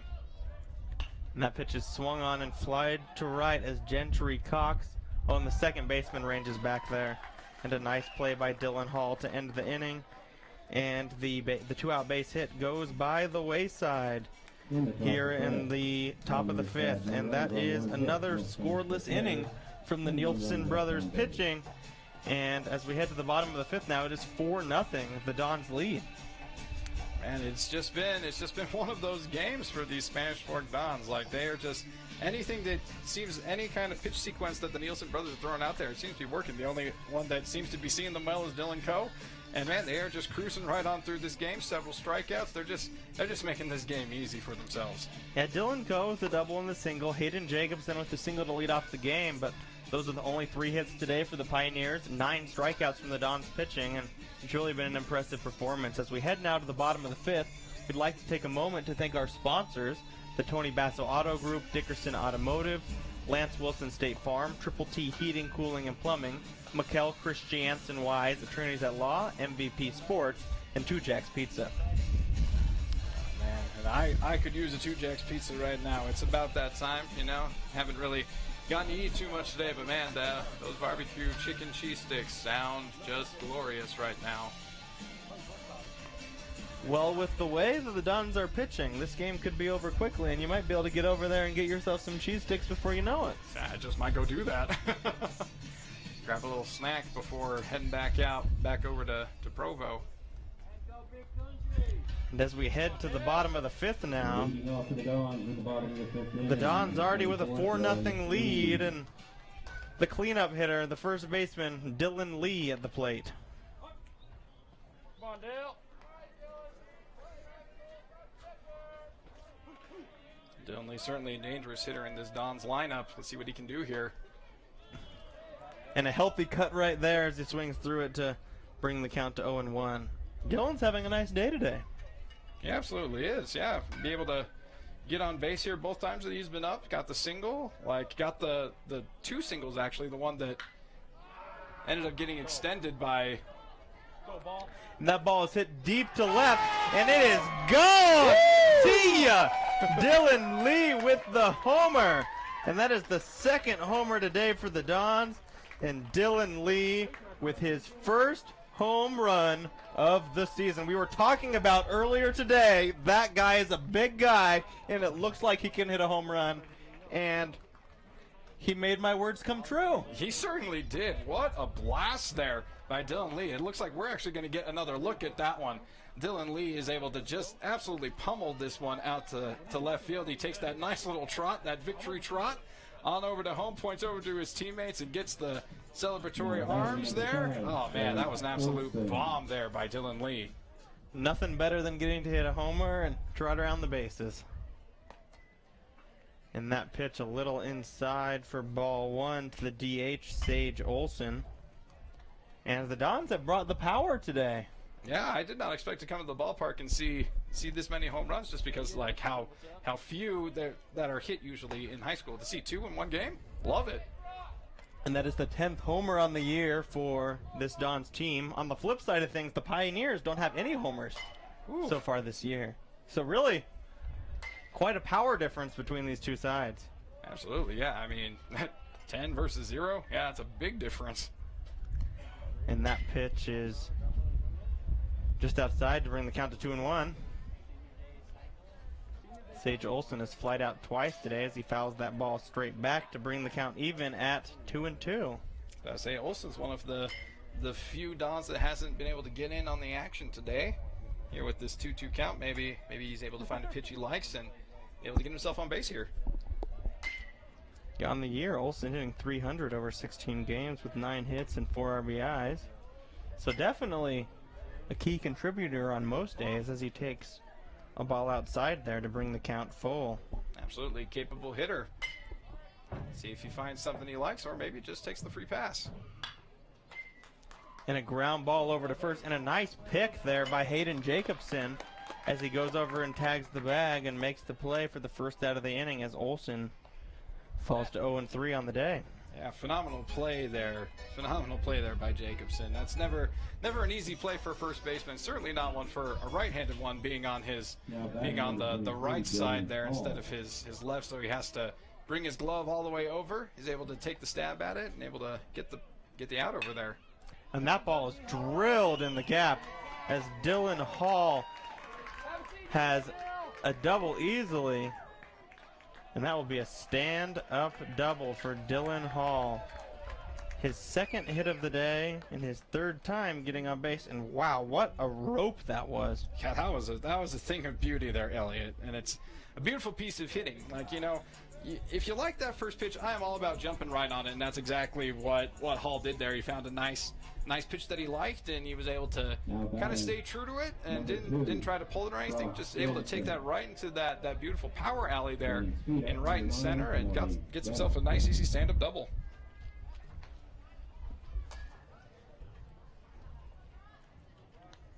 Looks like we got a little discussion here with the coach and the umpire. And we have a pinch runner over there on second base now for Hall. It looks like it is number 9, Bennett, who will be taking over the running duties out there here in the bottom of the 5th with 1 out and a runner on second base. Hey, why not? Why not give Hall a little bit of a breather after that one? He's had quite the game. Might as well let the other guy do the running for him. And a swing and a miss from Brock Johnson. Johnson walked his last time up in the 3rd and struck out in the 2nd. Johnson, one of these seniors, yeah, as we've been talking about, that we really want to see be able to contribute in this game. One of the beneficiaries of one of the many walks issued today back in that 3rd inning when they were able to put up 2 runs. Really a steady stream of runs for the Dons today. 1 in the 1st, 2 in the 2nd, 1 in the 3rd, and 1 so far in the 5th. And that is a single up the middle from the senior right fielder Brock Johnson, and a run will come home. The pinch runner Bennett coming around to score, and that is the 2nd hit on the year for Brock Johnson and his 3rd RBI. Good to see him getting in on the action here on senior day. Oh, I absolutely love that. So he was able to get the walk in his last at bat, and this time he's able to really contribute. He gets the RBI on the frozen rope right past the pitcher. Pitcher kind of, more than anything, just kind of ducking out of the way to save his life on that one. That one would have hurt if it had hit him in any way, and so he's able to line that one beautifully out into center field, gets the RBI. Nice piece of hitting there by Brock Johnson. Yeah, it's always good to see the senior get in on the action on senior day, and that's 2 runs here in the bottom of the 5th here with 1 out already across for the Dons, and it looks like we're going to have another meeting out on the mound as Casey Anderson's really kind of starting to run out of gas, it seems, and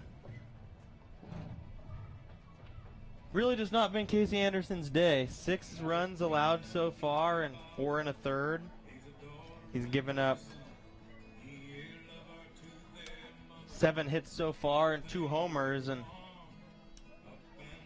it's just been a rough day so far, and it looks like we will have a pitching change now for the Pioneers as they look to avoid giving up any more damage here in the bottom of the 5th. Yeah, it only makes sense. I mean, Anderson has pitched quite a bit in this game, already given up those 6 runs, and really kind of victim to his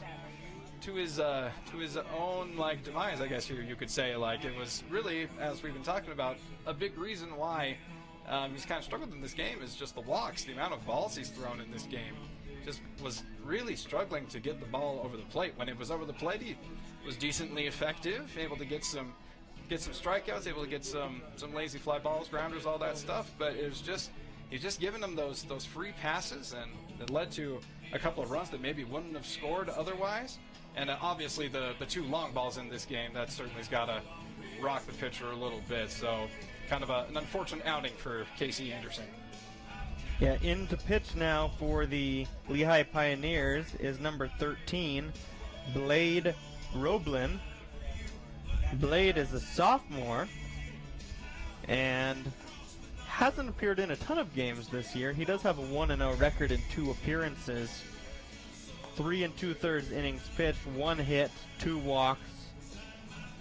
minimal usage from a sophomore, but impressive that he's even getting an opportunity to play on the varsity team at such a young age. Oh, absolutely. Anytime you can get reps with the big boys as a sophomore, it means that you're probably a good ball player, to be honest. So even though he's only had a couple of appearances, that certainly says something about him, that they're willing to call him up, and certainly call him up in a game like this where you're facing the top team here in Spanish Fort. Kind of gives the kid an opportunity to kind of get the juices going, kind of see what it's like to face top-tier competition. So I like this move. I like this move here by the Pioneers to bring in the young gun.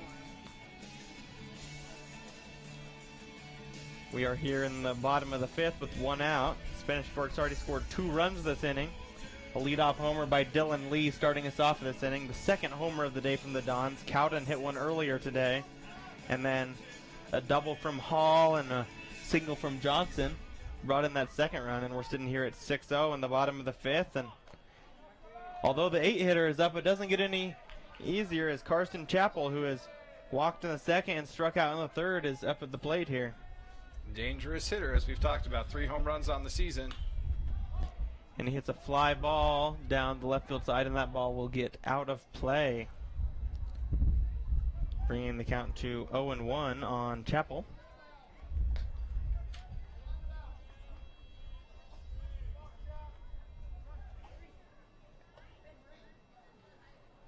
Yeah, Chappell is certainly no slouch with the bat, and with Cowden hitting his 4th home run of the season, you know that Chappell's got to be licking his chops, wanting to be able to tie up his buddy here with another homer. And that pitch was swung on to bring the count to 0-2. He was not able to hold up on that pitch in the dirt.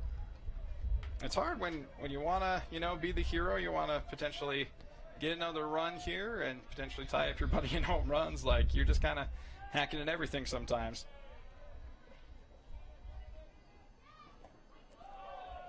And that pitch is low and outside to bring the count to 1-2 on Chappell.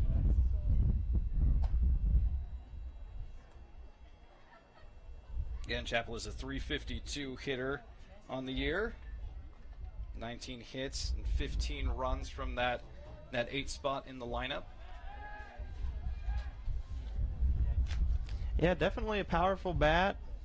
Having a so-so day today with the walk, but he's played well out there in the field, and definitely a dangerous bat in this lineup. And that pitch is inside. It almost hits him, and that will bring the count even at 2-2 here to Chappell. Chappell has 13 RBIs on the year, 19 hits, so pretty good ratio there.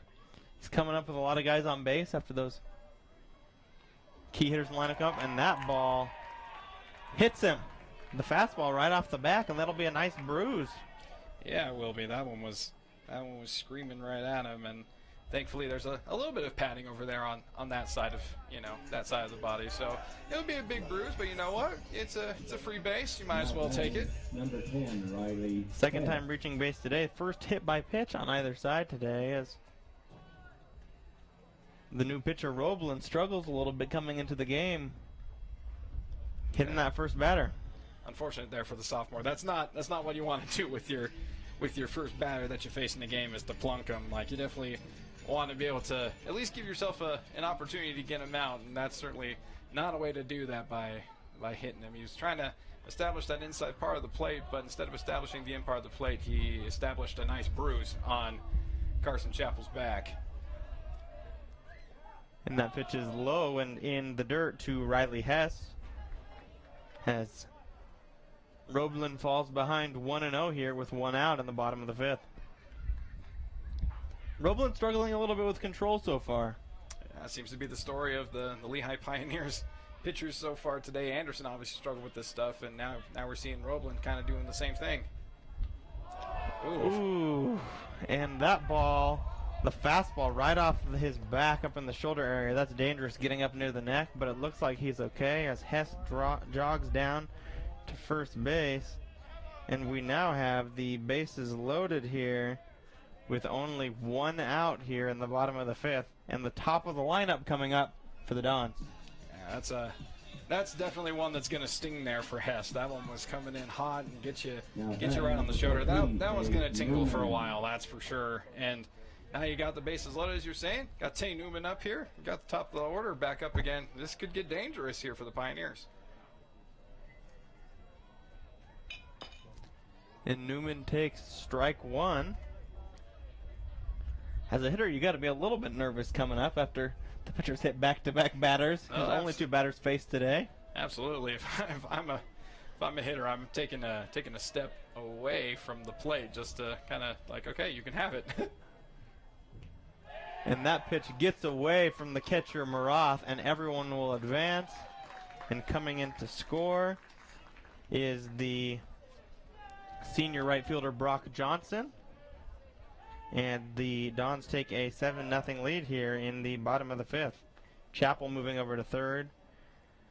Hess moving over to second, both having reached on hit by pitches.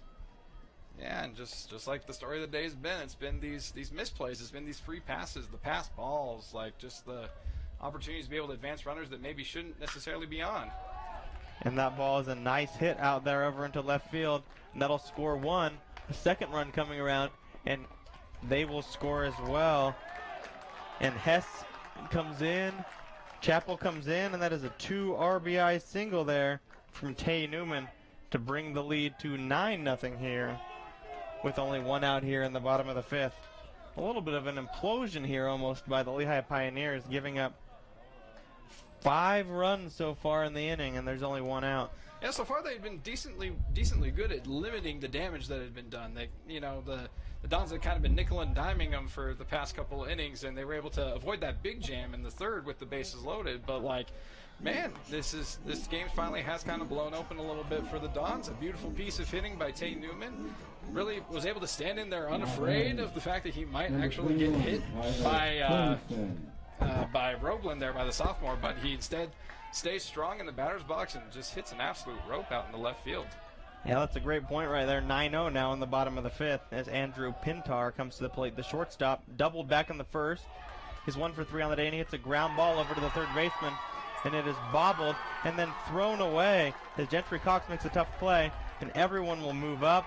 It is now 2nd and 3rd on the error over there by Gentry Cox, and that is a tough play, a tough break for the Pioneers, who really needed an out there. It's super unfortunate because it looks like Cox was thinking about where he was going to throw it before he even got the ball, and so he bobbles it a bit. It looks like he was kind of looking over second base thinking, maybe he could make the play, and then instead bobbles it up and then makes the really fast throw over to first base. But, oh, man, just unfortunate, sails past and advances Pintar over to second, gets Newman over to third, and we've got 2 runners in scoring position once again. Man, the Dons are just looking to blow this thing right open in this inning. The Lehigh coach, Jason Ingersoll, back out to the mound to try to calm down the sophomore pitcher Blake Roeblen, who since he's come into the game has really struggled hitting back-to-back batters, then giving up a base hit that scored 2, and then the error right there. When you have a struggling pitcher, you really need to be able to make those plays behind him, and when you don't, it leads to these big innings. 5 runs already in, 9-0, and if that runner from third is able to come in and score, it'll be a 10-run rule game. Oh man, you don't love seeing that. Even as a Spanish Fork Don player, you don't want to necessarily see the other team get mercy ruled. You want to be able to play more ball than just the couple innings that you get when you mercy rule them. And so, man, what a rough outing there for Roeblen, as it looks like they've made the switch here. Mm-hmm. We have a new pitcher now for the Lehi Pioneers coming into the game. It is the junior Trevin Booth, who will be taking over the pitching duties, the 3rd pitcher of record today for the Lehi Pioneers.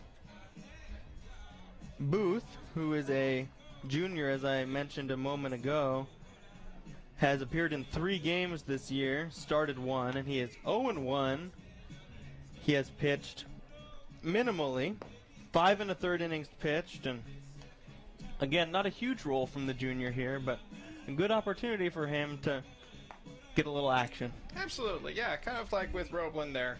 It's an opportunity for a younger player to get some reps in and be able to see what it's like to pitch against top competition.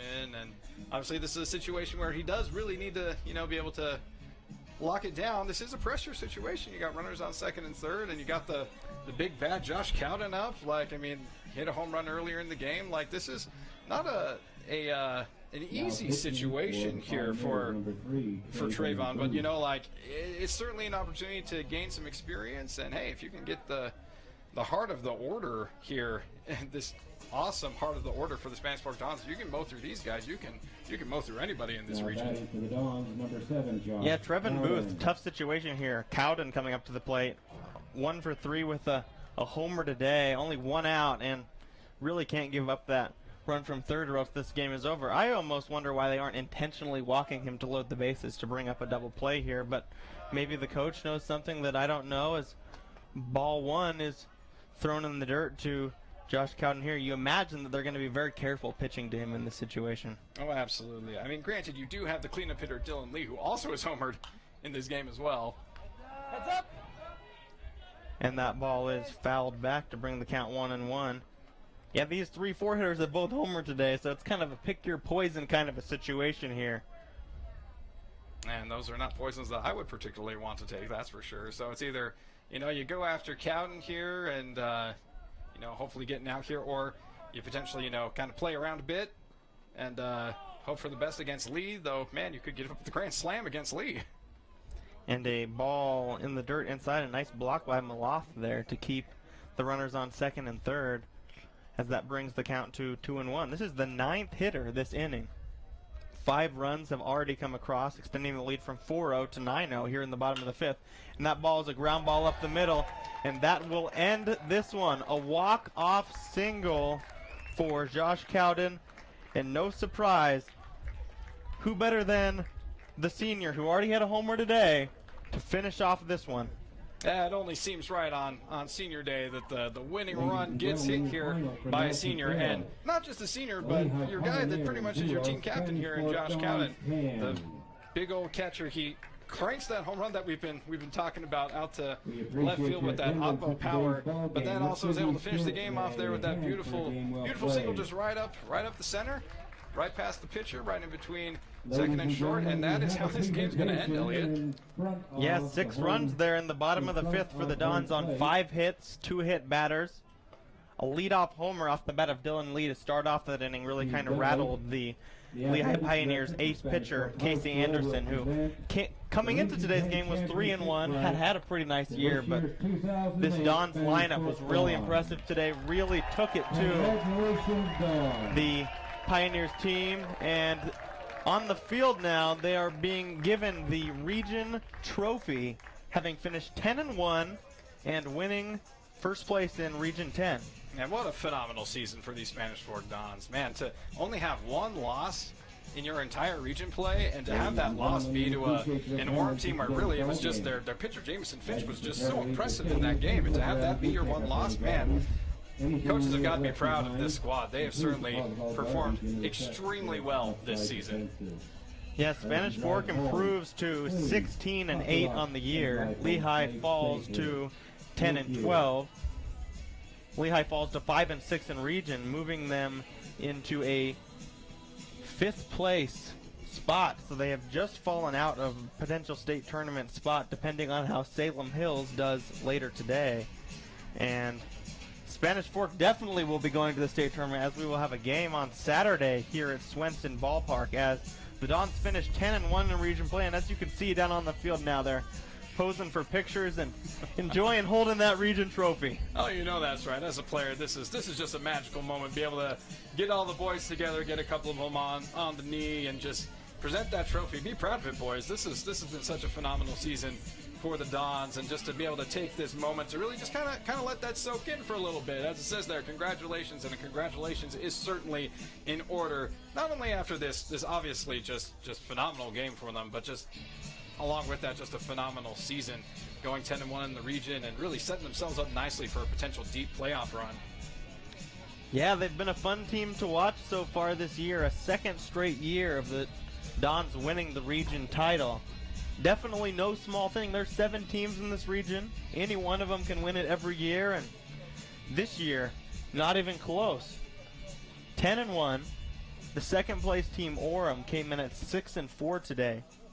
Orem was the one team that was able to beat them this year, but heads and shoulders above the rest of the competition. And Andrew, they really have shown why they're the best team in this region. They absolutely have. I mean, you saw it on full display today. You got Nielson, who was just an absolute monster in those first 2 innings. I mean, phenomenal. And then you've got the home runs by Cowden and Lehi. Like, oh my goodness, just showing just so much power and just, as you said, just head and shoulders above the rest of the region currently. Yeah, we'd like to thank you for tuning in to today's game between the Spanish Fork Dons and the Lehi Pioneers here on SF17 Sports. It's been a fun one as the Dons really ran all over the Pioneers, winning 10-0 in 5 innings via the 10-run rule. And it was a steady effort by the Dons all throughout. 1 in the first, 2 in the second, 1 in the third to get up 4-0. They didn't get any in the fourth, but they came back strong in the fifth with 6. And they kind of said, we're tired of just putting up 1 or 2 an inning. Let's put them away with a big inning. And 6 innings, 6 runs in the fifth put the Pioneers away. Absolutely busted out the big bats in that last inning, brought in several runs, and just laid it on these Lehi Pioneers. Some unfortunate pitching for Anderson, and some unfortunate pitching from their young guys that they brought in relief. But you know, this is a team that will be able to learn from this experience. Again, the idea was to bring in those young guns, let them play against some hard competition, and you know what? I think that was a success for them, and hopefully they're crossing their fingers that somehow they'll be able to squeak into the playoffs. Yeah, they'll need a little bit of luck they'll need a Salem Hills loss, and hopefully they can get into that 4th spot and get into the tournament here. But it's going to be a fun state tournament, it looks like, this year. The Dons will go in as the 1 seed out of this region. They'll get to host the first 2 rounds of the tournament on this upcoming Saturday. If they win that first game, we'll have the second game for you as well here on SF17. So be sure to tune in this coming Saturday at 10 a.m. for what should be a great matchup. We don't know exactly who the Dons will be playing yet, but they will definitely be favored as the 1 seed, getting to host one of the lower seeds that obviously is a good team. Every team that makes the state tournament has a lot of talent and skill, but this Dons team, you would expect, will be a force to be reckoned with come state tournament time. And we'd like to thank you for tuning into today's game. It is a 10-0 win for the Spanish Fork Dons over the Lehi Pioneers here on SF17. For Elliot Sharps, Andrew LaRose, and everyone on our fantastic crew, we thank you for tuning in, and have a great day.